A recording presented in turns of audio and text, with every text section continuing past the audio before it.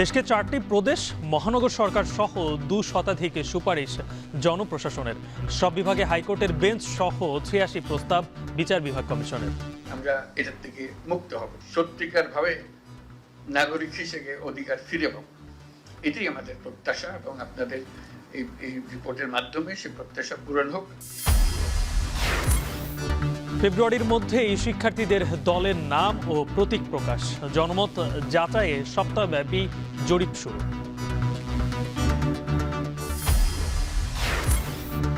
সংস্কার করে দ্রুত নির্বাচন চায় বিএনপি। জুলাই গণহত্যার বিচারের আগে নির্বাচন নয় বলছে জামায়াত।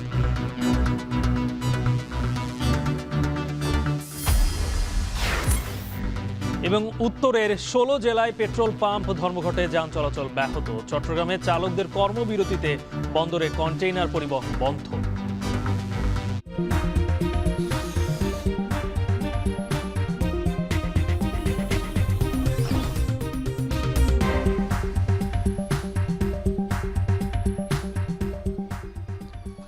শুনছিলেন শিরোনাম, এখন বিকালে স্বাগত জানাচ্ছি আমি গালিব ইব্রাহিম।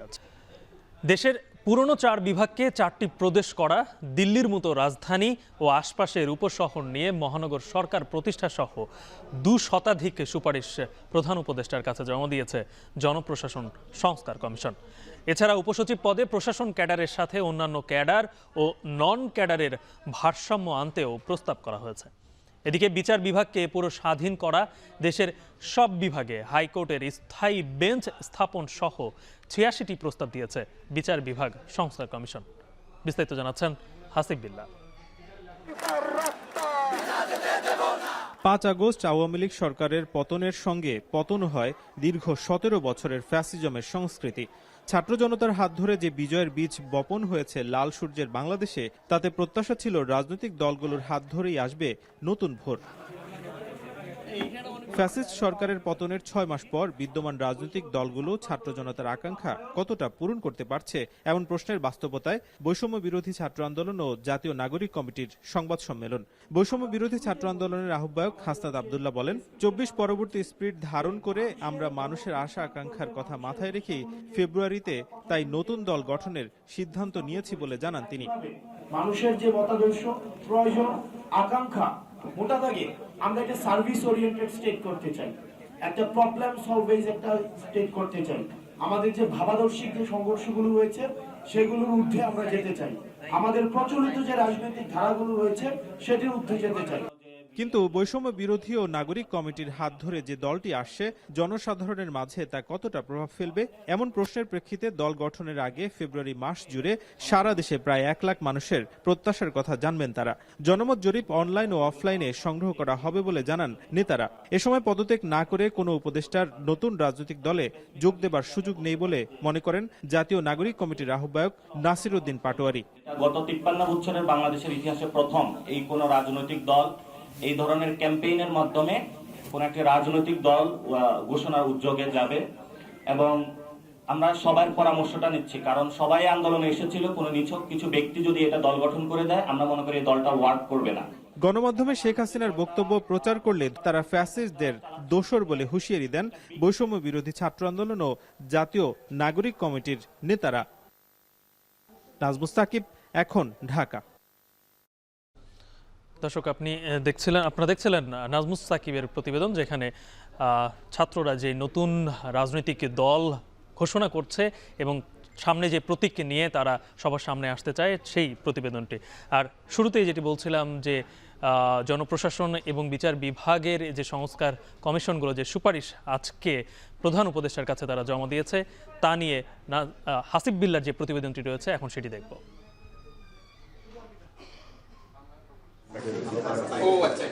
রাষ্ট্র সংস্কারের লক্ষ্যে গঠিত মৌলিক 6 সংস্কার কমিশনের বাকি 2 কমিশনের প্রতিবেদন বুধবার জমা হয় প্রধান উপদেষ্টার কাছে। প্রায় 4.5 মাস ধরে রাজনৈতিক দল ও নাগরিক সমাজের দেয়া মতামতের আলোকে জনপ্রশাসন ও বিচার বিভাগ সংস্কার কমিশনের সদস্যরা রাষ্ট্রীয় অতিথি ভবন যমুনায় তাদের প্রতিবেদন হস্তান্তর করেন। এটা জাতির জন্য একটা বিরাট। এই 2 কমিশনের দেয়া প্রতিবেদন নাগরিকদের সঙ্গে সরাসরি সম্পৃক্ত জানিয়ে প্রধান উপদেষ্টা বলেন, সংস্কার বাস্তবায়ন করা গেলে অতীতের খারাপ অভিজ্ঞতা থেকে মুক্তি মিলবে। এখানে যে আশার কথা শুনিয়েছেন, সেটা এই যে সংক্ষিপ্ত যে সংক্ষিপ্তসার যেটা আমাদেরকে দিলেন সেটাতেই এত আশা জায়গায় যে হয়তো আমরা এটার থেকে মুক্ত হব, আমরা সত্যিকার ভাবে নাগরিক হিসেবে অধিকার ফিরে পাব, এটাই আমাদের প্রত্যাশা। এবং আপনাদের এই রিপোর্টের মাধ্যমে সে প্রত্যাশা পূরণ হোক। আজকের যে এই দুটো ভলিউম আমরা গ্রহণ করছি রিপোর্ট হিসেবে, এটা পৃথিবীর সম্পদ হিসেবে, জাতির সম্পদ হিসেবে এবং পৃথিবীর সম্পদ হিসেবে আমরা গ্রহণ করলাম। জনপ্রশাসন সংস্কার কমিশন স্বল্প মধ্য ও দীর্ঘমেয়াদে প্রায় 2 শতাধিক সুপারিশ করেছে। দেশের পুরনো 4টি বিভাগকে 4টি প্রদেশে ভাগ করে প্রশাসনিক বিকেন্দ্রীকরণ, ফরিদপুর ও কুমিল্লাকে বিভাগ করা, দিল্লির মতো করে ঢাকা, নারায়ণগঞ্জ, টঙ্গী, সাভার, আশুলিয়া নিয়ে মহানগর সরকার প্রতিষ্ঠা, মন্ত্রণালয় অধিদপ্তরের সংখ্যা কমিয়ে 25 ও 44টি করার প্রস্তাব করা হয়েছে। এছাড়া 26টি ক্যাডার সার্ভিসকে আলাদা করে শিক্ষা ও স্বাস্থ্য সহ 12টি প্রধান পাবলিক সার্ভিস গঠনেরও প্রস্তাব করা হয়েছে।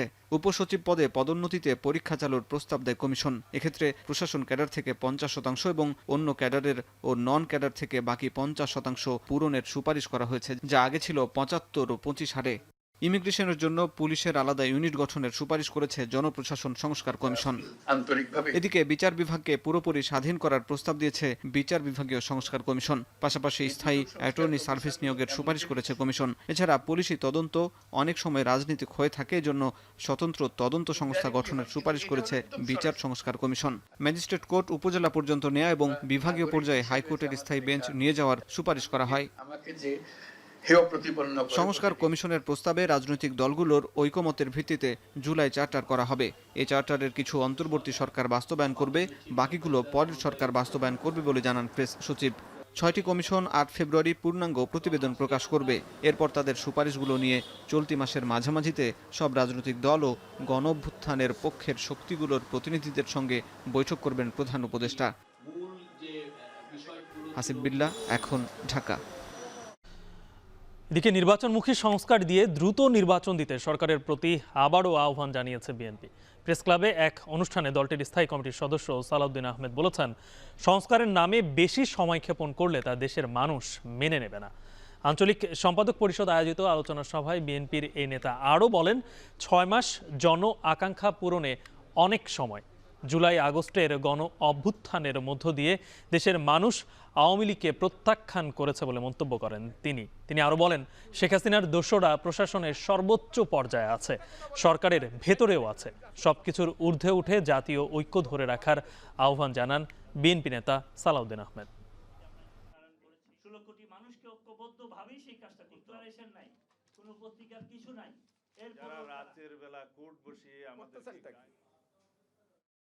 বাংলাদেশের মানুষ গণ অভ্যুত্থানের মধ্য দিয়ে, ছাত্র জনতার বৈপ্লবিক গণ অভ্যুত্থানের মধ্য দিয়ে এদেশের মানুষ আওয়ামী লীগকে প্রত্যাখ্যান করেছে। রাজনৈতিক সংগঠন হিসেবে বিচার দাবি করছি।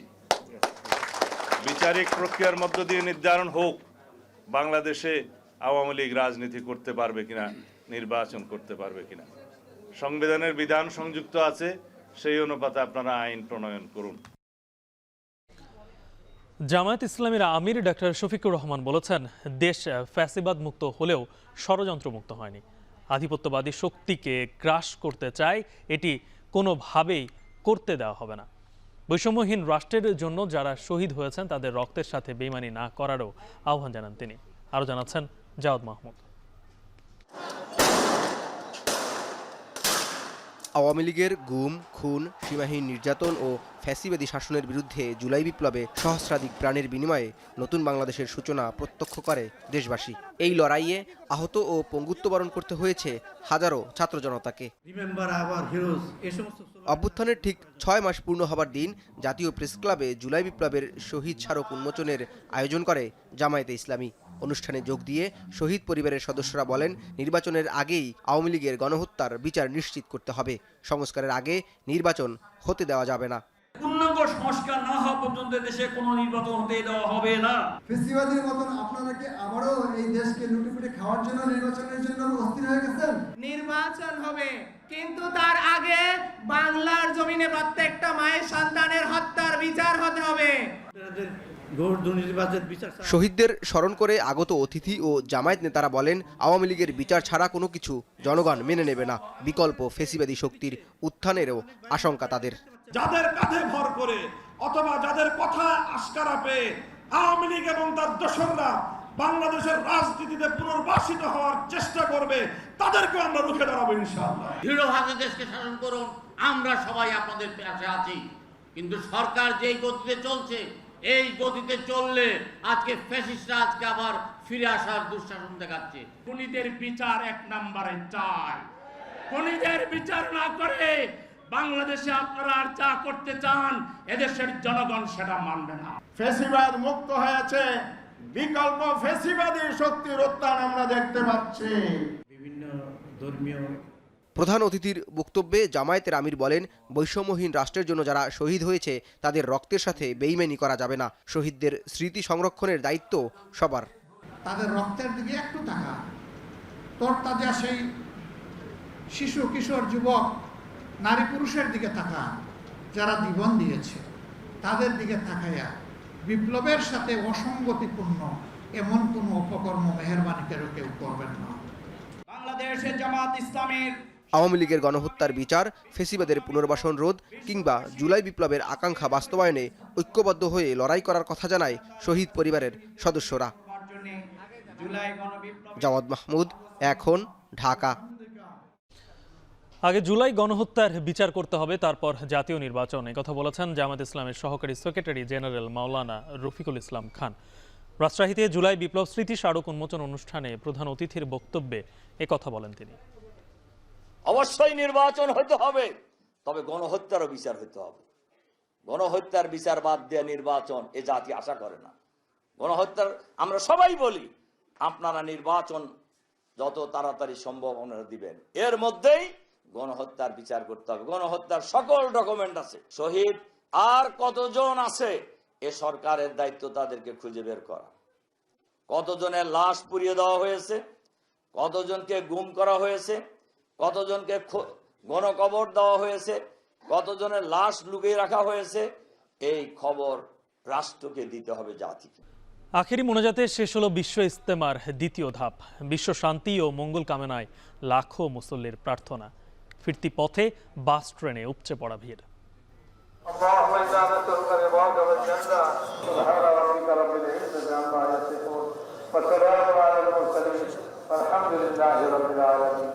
আল্লাহর কাছে দেশের জন্য, নিজের পরিবারের জন্য, নিজের জন্য, মুসলিম জাতির জন্য দোয়া করলাম, আল্লাহ যেন দোয়া কবুল করে। আমাদের পরিবারের সবাই যেন নামাজি হয়ে যায়, যেন আমাদের মধ্যে থেকে হানাহানি, হিংসা, বিদ্বেষ এগুলো দূর হয়ে যায়।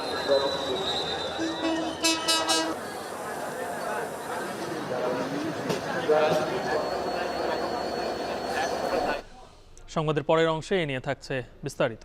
এখন নিচ্ছি ছোট্ট একটা বিরতি।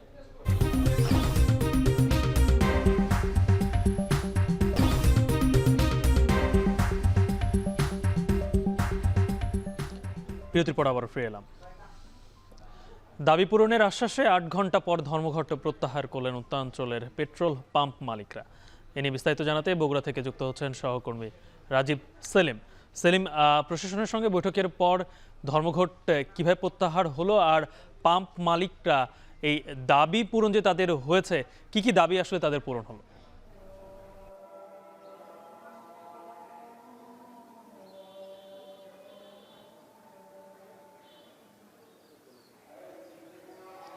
হ্যাঁ গালিব, বগুড়ায় যে আজ সকাল ৮টা থেকে বগুড়া সহ উত্তরবঙ্গের সবগুলো জেলাতেই যে পেট্রোল পাম্প অনার্স অ্যাসোসিয়েশনের ডাকে যে ধর্মঘট শুরু হয়েছিল ৮টা থেকে, সেই ধর্মঘট যে কারণে হয়েছিল সেটি হচ্ছে একটি পেট্রোল পাম্পে সড়ক ও জনপদ বিভাগ অভিযান চালায় এবং অভিযান চালিয়ে সেটি উচ্ছেদ অভিযান চালায় সড়ক ও জনপদের জায়গায়। তো পেট্রোল পাম্পের যিনি মালিক রয়েছেন তিনি বলছেন যে সেটি তার নিজস্ব জায়গা, এই নিয়ে একটি দ্বন্দ্ব বাধে রোড সড়ক ও জনপদ বিভাগের সাথে। তারপরেই তারা এই কর্মসূচি দেন এবং সকাল থেকেই তাদের বসার কথা ছিল, জেলা প্রশাসনের সাথে বৈঠকের কথা ছিল, কিন্তু তারা পেট্রোল পাম্প মালিক এবং অনার্স অ্যাসোসিয়েশন আর ডিস্ট্রিবিউটরদের সাথে দফায় দফায় বৈঠক করেছে এবং আজকে সকাল 10টা থেকেই জেলা প্রশাসকের সাথে বসার কথা, কিন্তু তাদের এই দফায় দফায় বৈঠকের কারণে বসা হয়নি এবং আজকে 3টায় সেই বৈঠক অনুষ্ঠিত হয়, বৈঠক শুরু হয়। এই বৈঠকে তাদের যে দাবি সেটি হচ্ছে যে এটি খতিয়ে দেখা হোক এবং তদন্ত কমিটি গঠন করে তদন্ত করে যদি সড়ক ও জনপথ বিভাগের অন্যায়ভাবে যদি এই অভিযান হয়ে থাকে সেই ক্ষেত্রে সড়ক ও জনপথ বিভাগের কাছ থেকে তারা ক্ষতিপূরণ দাবি করছেন। আর জেলা প্রশাসকের সাথে যে বৈঠক হয়েছে সেই বৈঠকে জেলা প্রশাসক তাদের আশ্বস্ত করেছেন যে সড়ক ও জনপথ বিভাগের এই অভিযানের বিষয়ে তদন্ত কমিটি গঠন করা হবে এবং তদন্ত করে যদি এই তদন্তে যদি সড়ক ও জনপথ বিভাগের কোনো ভুল পেয়ে থাকেন সেই ক্ষেত্রে সড়ক ও জনপথ বিভাগ সেখানে ক্ষতিপূরণ দেবেন। এই দাবি পূরণের পর পেট্রোল পাম্প অনার্স অ্যাসোসিয়েশনের যে সাধারণ সম্পাদক রয়েছে তিনি আনুষ্ঠানিকভাবে ঘোষণা প্রদান করেন যে আজকে সকাল 8টা থেকে যে ধর্মঘট চলছিল সেই ধর্মঘট প্রত্যাহার করা হলো। এই ছিল আমার কাছে বগুড়ার ধর্মঘটের সব শেষ খবর। উত্তরাঞ্চলের পাম্প মালিকরা তাদের ধর্মঘট প্রত্যাহার করেছেন সেই বিষয়ে সর্বশেষ জানাচ্ছিলেন সহকর্মী রাজীব সেলিম। এদিকে চট্টগ্রামের ডিসি পার্কে লরি চালকদের মারধর ও গাড়ি ভাঙচুরের ঘটনায় প্রাইম মুভার চালক ও শ্রমিকরা তাদের কর্মসূচি কিছুটা শিথিল করেছে। এতে রাস্তায় আটকে থাকা কিছু গাড়ি বন্দরে প্রবেশ করেছে, তবে এখনও চট্টগ্রাম বন্দর থেকে বেসরকারি ডিপোতে আমদানি রপ্তানি পণ্যবাহী কন্টেইনার পরিবহন বন্ধ রয়েছে।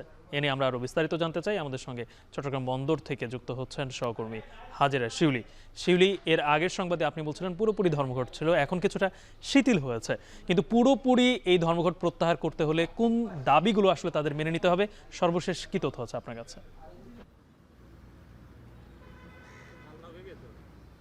গালিব, প্রাইম মুভার ট্রেলার চালক ও শ্রমিকদের যে দাবি, তারা বলছে গত রাতে ডিসি পার্কের কর্মীরা যেভাবে নির্বিচারে তাদের চালক এবং শ্রমিকদের উপর হামলা করেছে, জখম করেছে, কুপিয়ে গুরুতর আহত করেছে এবং তাদের 17 জন শ্রমিক এখনও গুরুতর আহত অবস্থায় চট্টগ্রাম মেডিকেল কলেজ হাসপাতালে চিকিৎসাধীন আছে বলে তাদের দাবি। এবং তারা বলছে এখনও পর্যন্ত প্রশাসন জড়িতদের, যারা এই হামলার সাথে সম্পৃক্ত ছিল, তাদেরকে গ্রেফতার করেনি বা কোনো ধরনের পদক্ষেপ নেয়নি। সেই সাথে তারা ডিসি পার্কও বন্ধের দাবি জানাচ্ছে এবং তারা বলছে দীর্ঘদিন ধরে ডিসি পার্কের কারণে, যেহেতু ডিসি পার্কটি ফৌজদারহাট লিংক রোড ঢাকা চট্টগ্রাম মহাসড়কের পোর্ট কানেক্টিং সড়কের খুবই গুরুত্বপূর্ণ একটি স্থানে এটির অবস্থান এবং এই সড়ক দিয়েই কিন্তু চট্টগ্রাম বন্দর থেকে যেসব গাড়ি, পণ্য এবং যাত্রীবাহী সব গাড়ি কিন্তু এই সড়ক ধরে চলাচল করে এবং সারা দেশে পণ্য পরিবহন কাজে এই সড়কটি ব্যবহার হয়ে থাকে। তাই এই ধরনের একটি গুরুত্বপূর্ণ সড়কের পাশে এবং বাইপাসে সেখানে যে একটি ইউটার্ন আছে, সেই জায়গাটা গিয়ে তাদের আসলে প্রচণ্ড প্রতিনিয়ত যানজটে পড়তে হয় এবং প্রতিদিন সেখানে তাদের 2 থেকে 4 ঘন্টা সময় নষ্ট হয় এবং রাতের বেলা যখন সেখানে গাড়িগুলো আটকে যায় তখন সেখানে ছিনতাইকারীদের হামলা বা ডাকাতদের কবলে পড়তে হয় এবং অনেক সময় তাদের টাকা পয়সা, মোবাইল ছিনতাই করে নিয়ে যায় এবং প্রতিনিয়ত সেই ডিসি পার্ক এলাকায় তাদের নানা ধরনের হেনস্থার শিকার হতে হয় এবং ভোগান্তি পোহাতে হয় বলে তাদের দাবি। এবং সে কারণে তারা বলছে যে দীর্ঘদিনের তাদের যে সমস্যা এবং সেই সাথে গতকাল রাতের যে ঘটনা, তুচ্ছ একটি কথা কাটাকাটির জের ধরে গাড়ি থামানোকে কেন্দ্র করে সেটা জের ধরে ডিসি পার্কের কর্মীরা যেভাবে তাদের পরিবহন শ্রমিকদের উপর হামলা করেছে সেটার কারণেই তারা বাধ্য হয়ে আজকে অবস্থান কর্মসূচি পালন করছেন। তবে তারা বলছেন যে তারা কাউকে বাধা দিচ্ছেন না, তবে চট্টগ্রাম বন্দরের ভেতরে স্বাভাবিক কার্যক্রম চলছে। তবে বন্দরের ভেতর থেকে যেসব অনেক গাড়ি যেগুলো পণ্য লোড করে আছে সেগুলো কিন্তু ডিপোতে যেতে পারছে না আমদানি পণ্য নিয়ে এবং ডিপো থেকে প্রতিদিনই প্রায় 2500 টিউএস কন্টেনার, রফতানি পণ্যবাহী কন্টেনার, ট্রেইলার এবং প্রাইম মুভারে করে বন্দরে পাঠানো হয় শিপমেন্টের জন্য। সেই পণ্যগুলো কিন্তু ডিপোগুলোতে আটকে আছে এবং তবে ট্রাক এবং কাভার্ড ভ্যানে করে পণ্য পরিবহন কিন্তু চলছে। তবে পণ্য পরিবহনের সাথে এই ট্রেলার, প্রাইম মুভারের কিন্তু একটি বড় অংশ রয়েছে এবং সে কারণে কিন্তু এই ডিপো থেকে পণ্য আনা নেওয়া হয় চট্টগ্রাম বন্দর থেকে এবং ডিপো থেকে বন্দরে রফতানি পণ্য, সেটি কিন্তু বলা যায় একেবারে স্থবির হয়ে পড়েছে এবং এই কর্মসূচির কারণে বা অবস্থানের কারণে কিন্তু এই যে বেসরকারি কন্টেনার ডিপোগুলোর সামনে বন্দর যে সিপিআর গেট, যে গেট দিয়ে কাভার্ড ভ্যানগুলো বিভিন্ন দেশের বিভিন্ন প্রান্ত থেকে এসে বন্দরে প্রবেশ করে, সেই গেটের সামনে সামনে ব্যাপক আমরা দেখতে পাচ্ছি বিশাল লম্বা লাইনের সারি ট্রাক এবং কাভার্ড ভ্যানে, এবং অনেক গাড়ি এসেছে আছে রপ্তানি পণ্য নিয়ে মানিকগঞ্জ, ঢাকা সহ দেশের বিভিন্ন স্থান থেকে।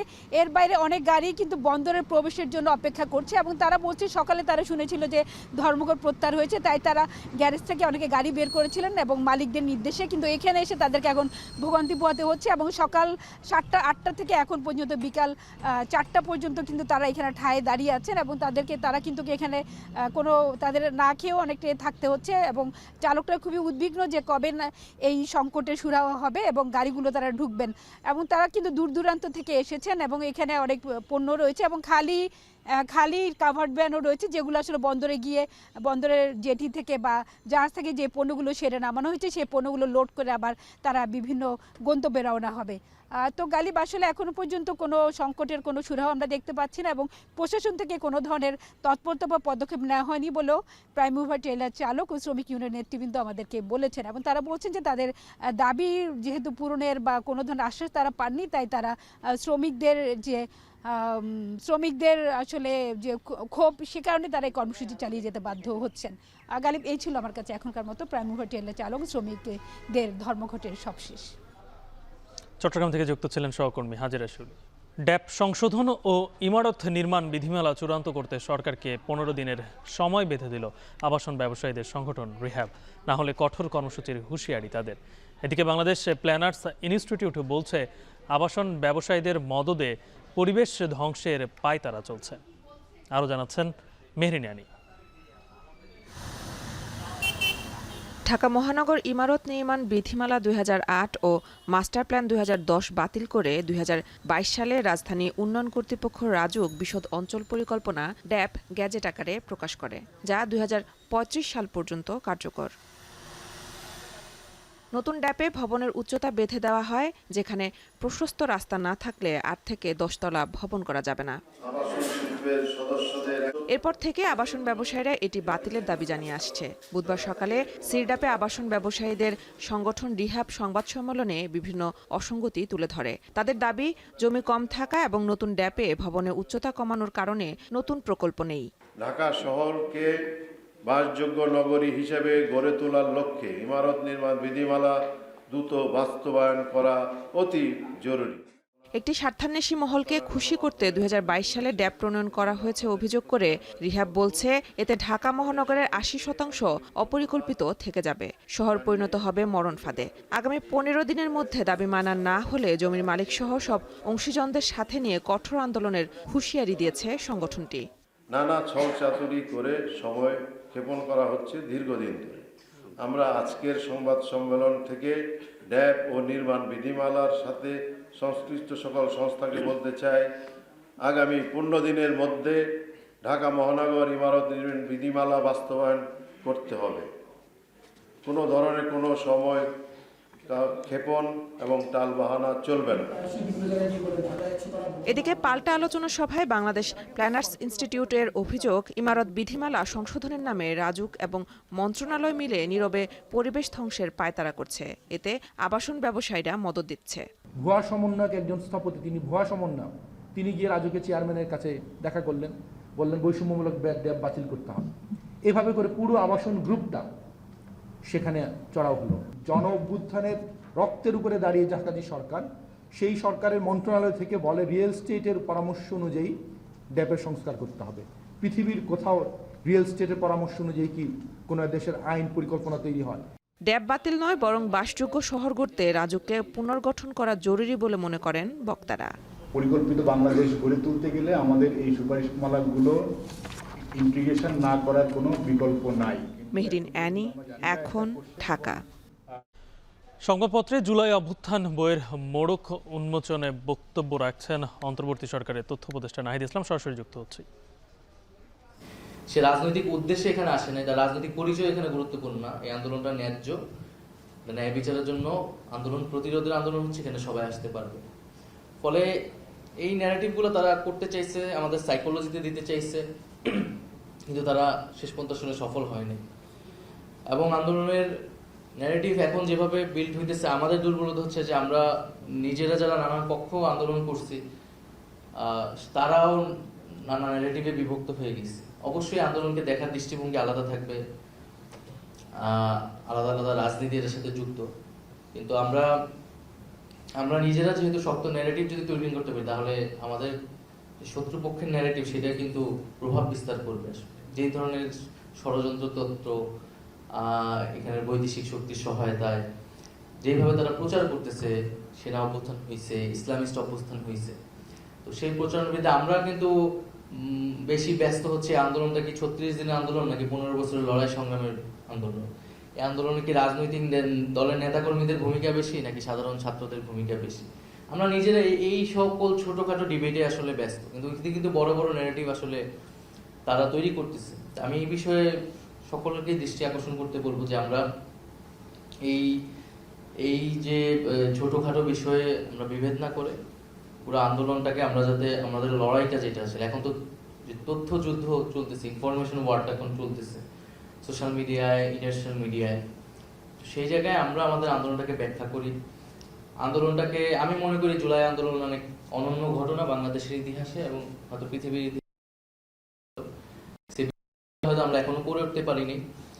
এই আন্দোলনকে অনেক গভীরে যায় বোঝা উচিত এবং বাংলাদেশের সমাজ রাজনীতির আলোকেই ব্যাখ্যা করতে হবে। আমরা নানা ধরনের কালার রিভলিউশন, অমুক অভ্যুত্থান, অমুক বিপ্লবের আলোকে অন্য একটা ফ্রেমে এটাকে বোঝার চেষ্টা করতেছি, কারণ আমরা আসলে এই আন্দোলনটাকে বুঝতেছি না, বা আমাদের সমাজের যারা আছেন। আমি মনে করি এটা আমরা আরো সৎ নিয়ত নিয়ে যদি আন্দোলনের গভীরে গিয়ে বোঝার চেষ্টা করি নিরপেক্ষভাবে, যে কোনো ধরনের চশমা ছাড়া, তাহলে হয়তো আমরা আন্দোলনের এই ব্যাখ্যা বিশ্লেষণটা আরো করতে পারবো। এটা আমাদের জন্য অনেক বেশি দরকার। এবং আমি আদর্শ প্রকাশনীকে বিশেষভাবে ধন্যবাদ জানাচ্ছি, বইটা প্রকাশের তারা ব্যবস্থা করে দিয়েছেন এবং এর আগেও ফ্যাসিবাদী সরকারের সময়ও তারা বিভিন্ন এই ধরনের গণতান্ত্রিক চিন্তার বইগুলোকে তারা প্রকাশ করছে, উৎসাহিত করছে এবং সেটার জন্য তারা নিপীড়নেরও শিকার হয়েছে। কথা বলছিলেন তথ্য উপদেষ্টা, আমরা সরাসরি যুক্ত ছিলাম। 3 দশক আগে পাবনায় সাবেক প্রধানমন্ত্রী শেখ হাসিনাকে হত্যা চেষ্টা মামলায় মৃত্যুদণ্ডপ্রাপ্ত 9 আসামি এবং যাবজ্জীবন প্রাপ্ত সাজা পাওয়া 25 জনকে খালাস দেওয়া হয়েছে। বিচারপতি মোহাম্মদ মাহবুব উল ইসলাম ও বিচারপতি মোহাম্মদ হামিদুর রহমানের সমন্বয়ে গঠিত হাইকোর্টের দ্বৈত বেঞ্চ এই রায় ঘোষণা করেন। মামলাটি বিদ্বেষমূলক ও বিচারিক আদালতের রায় অমানবিক ছিল বলে পর্যবেক্ষণ দিয়েছে উচ্চ আদালত। এর আগে গত 30 জানুয়ারি এই মামলার ডেথ রেফারেন্স ও আপিল শুনানি হয়। আলোচিত এই মামলায় 2019 সালের 9 জুলাই 9 জনকে ফাঁসি ও 25 জনকে যাবজ্জীবন ও অর্থদণ্ড দেন পাবনার জেলা ও দায়রা জজ। 1994 সালে বিরোধী দলীয় নেতা থাকা অবস্থায় পাবনায় ট্রেন মার্চ করেন শেখ হাসিনা। সে সময় ঈশ্বরদী পৌঁছালে শেখ হাসিনাকে লক্ষ্য করে গুলি ও বোমা ছোড়ার অভিযোগ করা হয় মামলায়। এখন বিকেলে নিচ্ছে একটা ছোট্ট বিরতি, ফিরছি একটু পরে।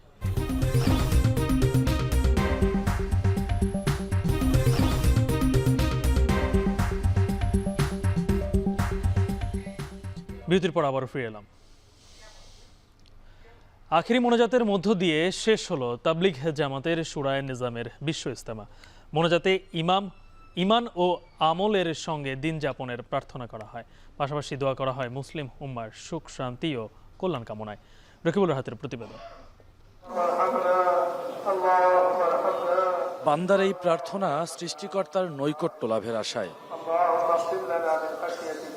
যেখানে লাখো মুসল্লি আল্লাহর সন্তুষ্টি লাভের আশায় আকুতি জানান, চোখের পানিতে ক্ষমা চান পরম করুণাময়ের দরবারে। শুরায়ে নিজামির প্রথম পর্বের দ্বিতীয় দফার মোনাজাত শুরু হয় বেলা 12টায়। মোনাজাত পরিচালনা করেন শীর্ষ মুরব্বী হাফেজ মাওলানা মোহাম্মদ জুবায়ের আহমেদ। এ সময় মুসলমান ও দেশের হেফাজতে দোয়া করেন তিনি। দোয়া চান বিশ্ব মুসলিম উম্মার শান্তির বন্দোবস্তেরও। এই দেশ যাতে ইসলামের জয় জায়গা হয় এই প্রত্যাশাই করি আমি। বিশ্বনবী সাল্লাল্লাহু আলাইহি ওয়াসাল্লামের আদর্শের উপর জীবন পরিচালনা করিয়া কিভাবে সুন্দরভাবে পৃথিবী থেকে আমরা যেতে পারি এই বিষয় নিয়ে গুরুত্বপূর্ণ আলোচনা করেছেন। আল্লাহ তাআলার কাছে আমরা দোয়া করব সারা বিশ্বের মুসলমানদেরকে আল্লাহ তাআলা যেন আপনার ধৈর্য ধারণ করা তৌফিক দান করেন এবং সকলকে মাফ করে দেন। যে সমস্ত ভাইরা আমাদেরকে এরকম অন্য ধরনের দেখে, অন্য চোখে দেখে, সে ভাইদের জন্য আমরা দোয়া করছি যে আল্লাহ তাআলা এদেরকে আল্লাহ তাআলা ক্ষমা করে দেব। সারা বিশ্বের যেই জায়গাতে মুসলমান নির্যাতিত হইতেছে, নির্যাতিত সকল মুসলমানদের জন্য আমরা দোয়া করব।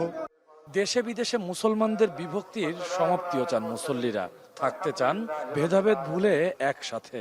নিজেদের মধ্যে যদি ভাগাভাগি হয়, এটা আসলে মুসলিম জাতির জন্য আসলে খুবই উদ্বেগজনক।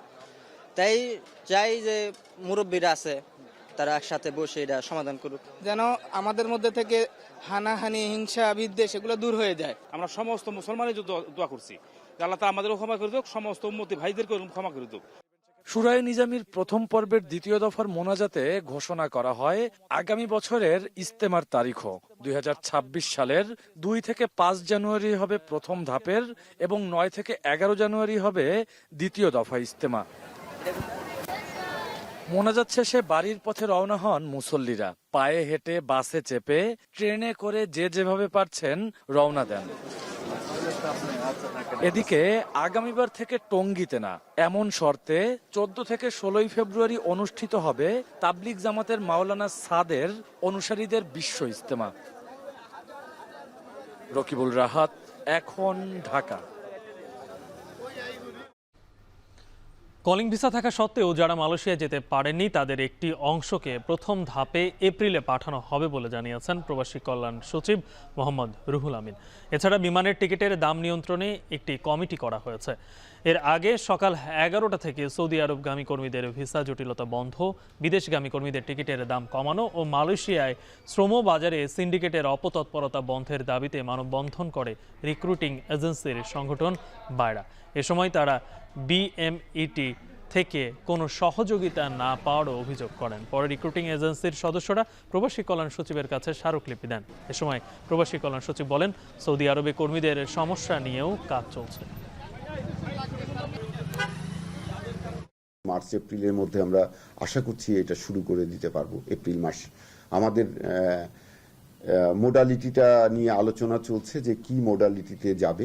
18,000-এর মধ্যে হয়তো 2-3টা ফেজ হবে।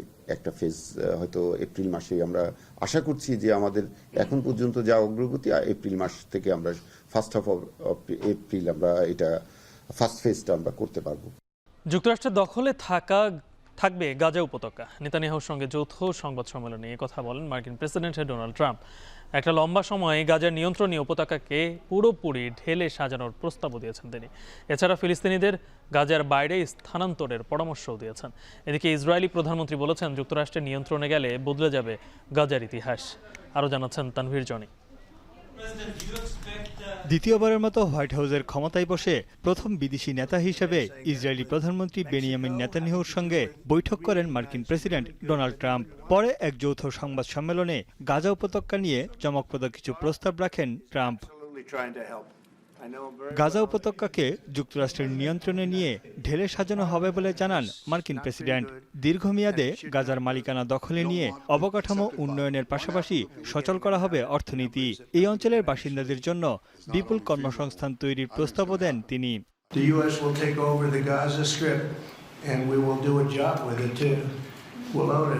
And be responsible for dismantling all of the dangerous unexploded bombs and other weapons on the site, level the site and get rid of the destroyed buildings, level it out, create an economic development that will supply. যদিও দীর্ঘমেয়াদী মালিকানা গ্রহণের বিষয়ে বিস্তারিত পরিকল্পনার বিষয়ে কিছুই জানাননি ট্রাম্প। তার মতে ধ্বংসস্তূপে পরিণত হওয়া গাজা উপত্যকা খুব বিপজ্জনক এবং এর ভবিষ্যৎ অনিশ্চিত। গাজার বর্তমান অবস্থা নরকের মতো, অন্য কোথাও যাওয়ার জায়গা নেই বলেই বাসিন্দারা বাধ্য হয়ে সেখানে ফিরছেন বলে মন্তব্য করেন তিনি। তবে বিশ্লেষকরা বলছেন, গাজা নিয়ে ট্রাম্পের পরিকল্পনার বাস্তবতার সাথে কোনো মিল নেই। Most certainly there's no plan behind this, and if there is, it's not a plan that has any connection to reality in today's Middle East, and it's certainly not in consultation. সংবাদ সম্মেলনে গাজায় বসবাসকারী 18 লাখের বেশি মানুষকে অন্যান্য আরব দেশে স্থানান্তরিত করা উচিত বলে ফের মত দেন ট্রাম্প, যদিও আরব রাষ্ট্রগুলো আগেই তার এই মন্তব্যের বিরোধিতা করেছে। I can tell you I spoke to other leaders of countries in the Middle East and they love the idea. They say it would really bring stability and what we need is stability. Hamas ও ইসরায়েলের মধ্যে জিম্মিদের মুক্তির বিষয়ে অস্ত্রবিরতি চুক্তি ব্যর্থ হলে কড়া পদক্ষেপ নেওয়ার হুঁশিয়ারি দেন মার্কিন প্রেসিডেন্ট। এদিকে দ্বিতীয় ধাপের যুদ্ধবিরতি কার্যকরের আলোচনায় অংশ নিতে কাতারের প্রতিনিধি পাঠাতে রাজি হয়েছে ইসরায়েল। সংবাদ সম্মেলনের এক পর্যায়ে তার পূর্বসূরি বাইডেন প্রশাসনের কড়া সমালোচনা করেন তিনি। ট্রাম্পের অভিযোগ, গেল 4 বছরে ইসরায়েলের শত্রুদের আরও শক্তিশালী করেছেন বাইডেন। এদিকে ট্রাম্পের পরিকল্পনা ও নেতৃত্বের প্রশংসা করেন ইসরায়েলি প্রধানমন্ত্রী বেনিয়ামিন নেতানিয়াহু। এ সময় ট্রাম্পকে ইসরায়েলের সর্বকালের সেরা বন্ধু বলে অভিহিত করেন তিনি। তানভীর জনি, এখন বিশ্ব। এখন বিকেলে নিচ্ছে আরও একটা বিরতি, ফিরছে একটু পরে।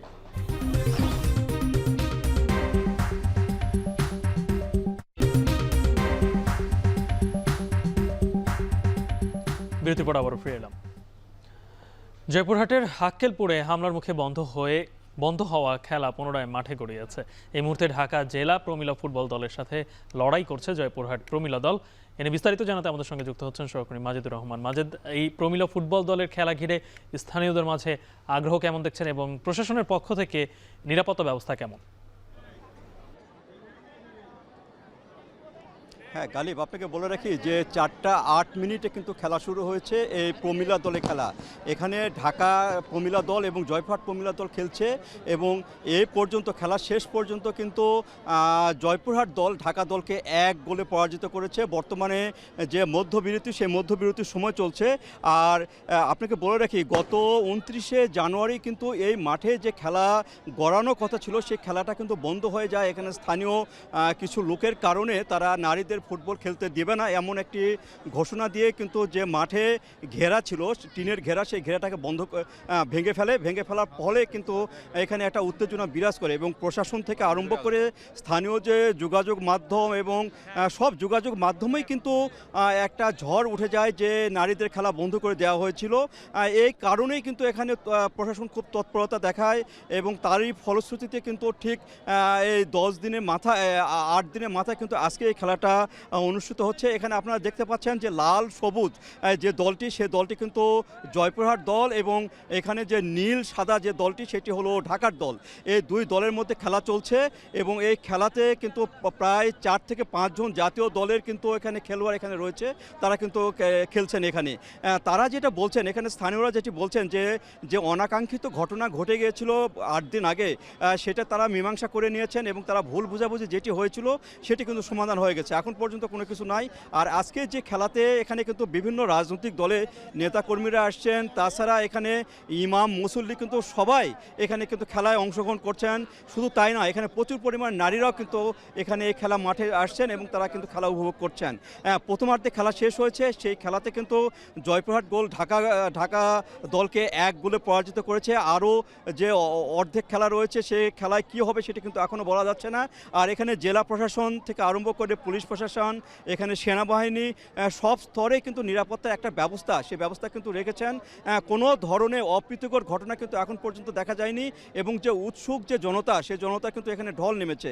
আপনারা দেখতে পাচ্ছেন বাড়ির ছাদের থেকে আরম্ভ করে বিভিন্ন জায়গায় কিন্তু প্রচুর পরিমাণে কিন্তু দর্শক তারা কিন্তু খেলা উপভোগ করছেন এবং তারা যেটি চান যে এরকম নারীদের খেলা কিন্তু হোক, এইটি কিন্তু চান এবং এখানে কোনো ধরনের বিশৃঙ্খলা না ঘটে, সেই জিনিসটা কিন্তু তারা বারবারই চান।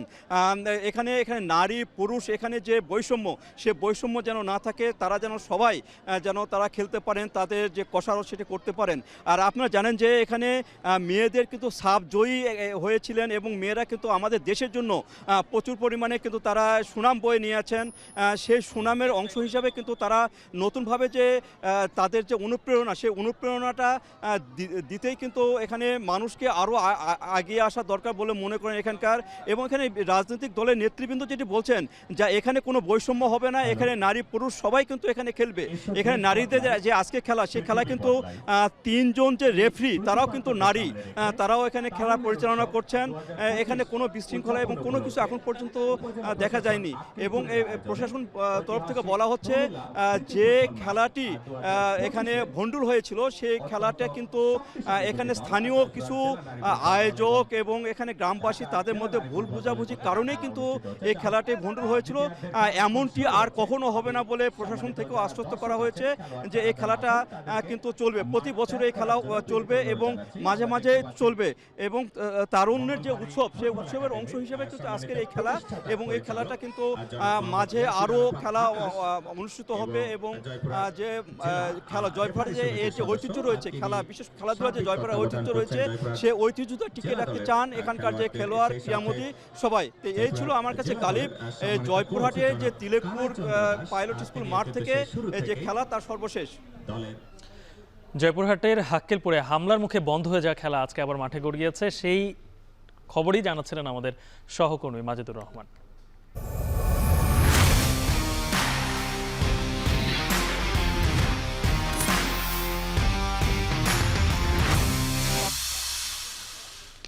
বিপিএলের দ্বিতীয় কোয়ালিফায়ারে আজ চিটাগং কিংসের বিপক্ষে মাঠে নামবে খুলনা টাইগার্স। দুই দলের ফাইনালে ওঠার লড়াই শুরু হবে সন্ধ্যা 6:30টায়। গুরুত্বপূর্ণ ম্যাচটিকে ঘিরে ইতিমধ্যেই প্রস্তুতি সেরে নিয়েছে দুই দল এবং এবারের আসরে শেষ দিক দিয়ে দলের শক্তি বাড়াতে সিমরন হেটমায়ার ও জেসন হোল্ডারকে উড়িয়ে এনেছে খুলনা। কোয়ালিফায়ার ম্যাচে ফ্র্যাঞ্চাইজিটির জার্সিতে দুই ক্যারিবিয়ান যে খেলবেন তা প্রায় নিশ্চিত। অন্যদিকে Chittagong Kings do or die ম্যাচের আগে বড় কোনো তারকাকে দলে ফেরায়নি। খুলনা চিটাগংয়ের মধ্যকার জয়ী দল 7 ফেব্রুয়ারি ফাইনাল খেলবে ফরচুন বরিশালের বিপক্ষে।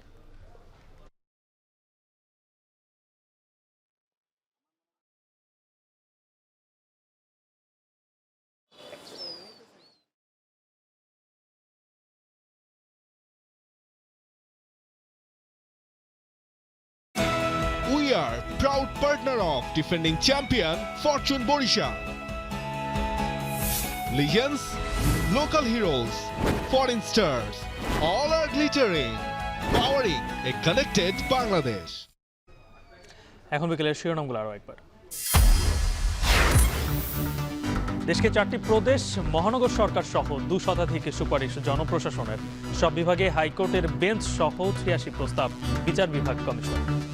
আমরা এটার থেকে মুক্ত হব, সত্যিকার ভাবে নাগরিক হিসেবে অধিকার ফিরে পাব, এটাই আমাদের প্রত্যাশা এবং আপনাদের এই রিপোর্টের মাধ্যমে সেই প্রত্যাশা পূরণ হোক। ফেব্রুয়ারির মধ্যেই শিক্ষার্থীদের দলের নাম ও প্রতীক প্রকাশ, জনমত যাচাইয়ে সপ্তাহব্যাপী জরিপ শুরু।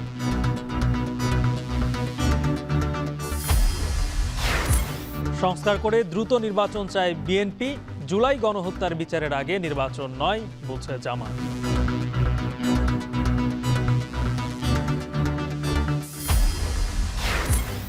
এবং 8 ঘন্টা পর উত্তরাঞ্চলের পেট্রোল পাম্প মালিকদের ধর্মঘট প্রত্যাহার। চট্টগ্রামে চালকদের কর্মবিরতিতে বন্দরে কন্টেইনার পরিবহন বন্ধ। এই ছিল এখন বিকেলের আয়োজন। এখন টেলিভিশন ওয়েবসাইট দেখতে ভিজিট করুন এখন.tv, ফেসবুকে চোখ রাখুন facebook.com/tv.এখন, আর ইউটিউবে লাইভ দেখতে ভিজিট করুন youtube.com/c/echontv।